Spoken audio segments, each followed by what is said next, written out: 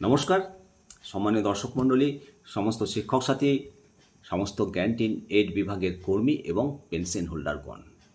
রাজ্য সরকার canteen aid বিভাগের কর্মীদের বকেয়া ডিএ মেটানোর জন্য যে বিজ্ঞপ্তি 998 AP2 13 মার্চ 2026 তারিখ জারি করেছে, সেই বিজ্ঞপ্তিতে আন্ডার কনসিডারেশন লেখা আছে, বিবেচনাধীন। কেন এমন শব্দ চয়ন করলো রাজ্য সরকার? সরকারি কর্মীদের ক্ষেত্রে তো এরকম শব্দ চয়ন করেনি।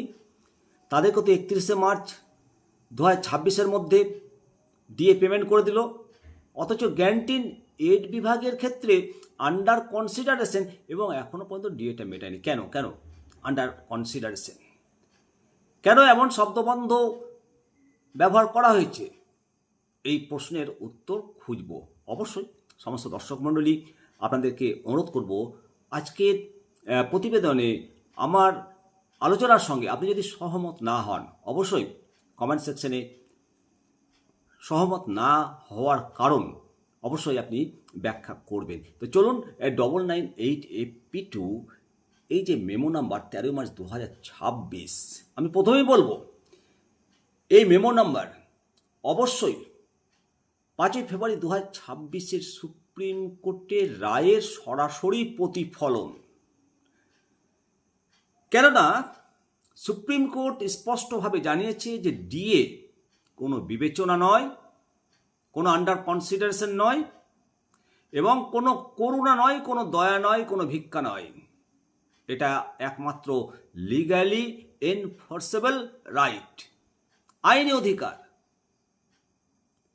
কিন্তু যে আদেশনামা বের হয়েছে, এই আদেশনামায় সরাসরি সুপ্রিম কোর্টের কোনো রেফারেন্স নেই, উল্টে বিবেচনাধীন শব্দবন্ধ ব্যবহার করা হয়েছে। কেন ব্যবহার করা হয়েছে এই কারণ যদি ব্যাখ্যা করি, তাহলে বেশ কিছু কারণ উল্লেখ করতে হয়।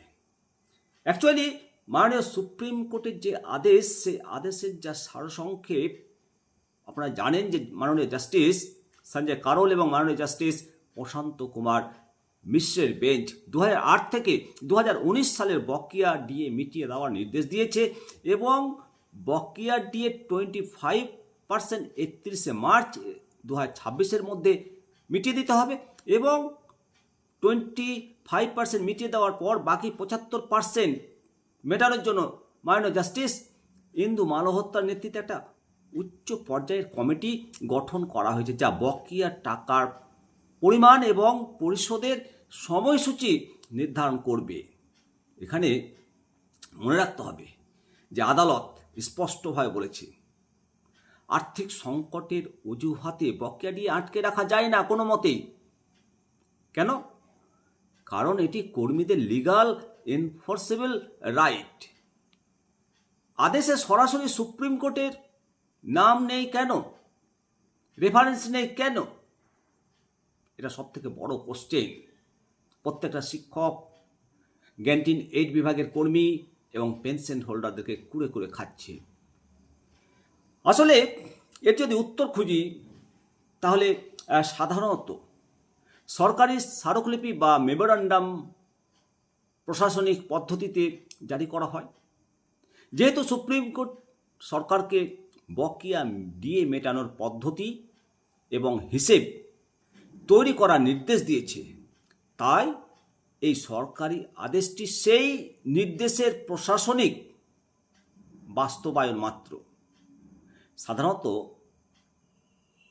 কোর্টের অর্ডারের উল্লেখ থাকে সরকারের আভ্যন্তরীণ নথিতে, কিন্তু যখন গণনির্দেশিকা বা এই ধরনের স্মারকলিপিতে অনেক সময় সরকারি মামলার নাম্বার না দিয়ে বিষয়বস্তুর ওপর জোর দেওয়া হয়।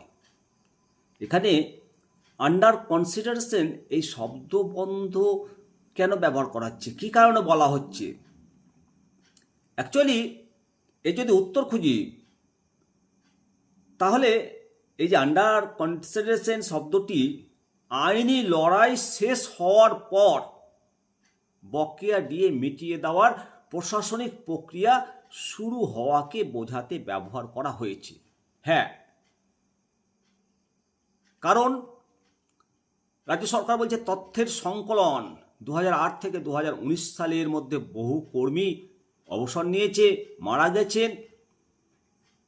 তাদের সঠিক হিসেব সত্যতা যাচাই করা সরকারের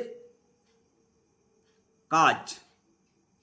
এবং এই যে মেমো নাম্বার, এর উদ্দেশ্য হলো পেমেন্ট মোডালিটি ঠিক করা।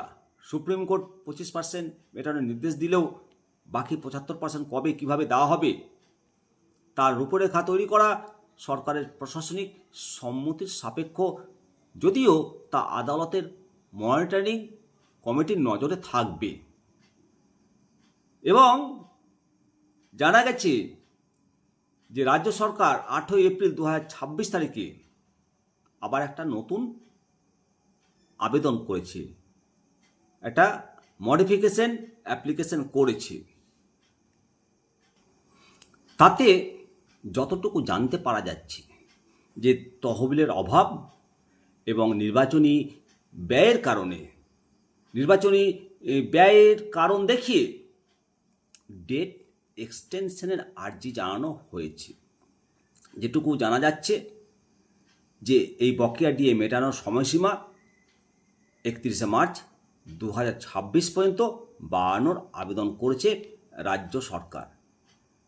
অ্যাকচুয়ালি এই যে সময় নেওয়ার যে আবেদন,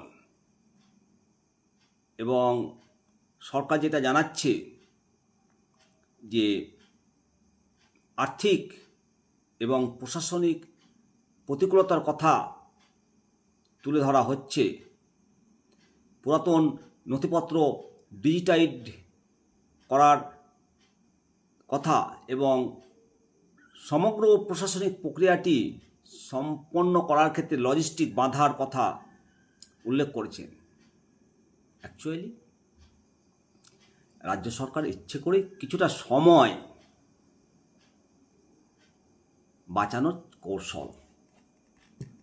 আর অনেকেই বলছেন যে এই যে বিজ্ঞপ্তি আন্ডার কনসিডারেশন, এর ফলে যদি শিক্ষকদের, গ্যান্টিন এইড কর্মীদের বকেয়া দিয়ে দেওয়া হয়, আইনি প্রশ্নের সম্মুখীন হয় গ্যান্টিন এইড বিভাগের কর্মীরা, তখন বকেয়া দিয়ে ফেরত দিতে হতে পারে না।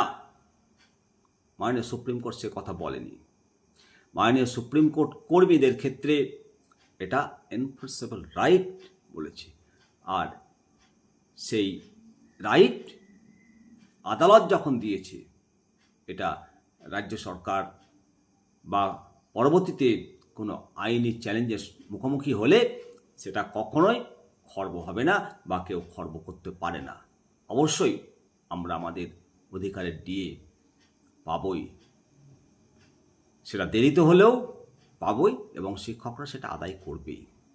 ভালো থাকবেন, অবশ্যই মতামত দেবেন। এবং গ্যান্টিন এইড বিভাগের কর্মীদের জন্য ইউনিটি ফোরাম মামলা দায়ের করেছে, তার জন্য আমরা ইউনিটি ফোরামকে অনেক অনেক ধন্যবাদ দিই। ভালো থাকবেন। জয় হিন্দ, বন্দে মাতরম, ভারত মাতা কি জয়।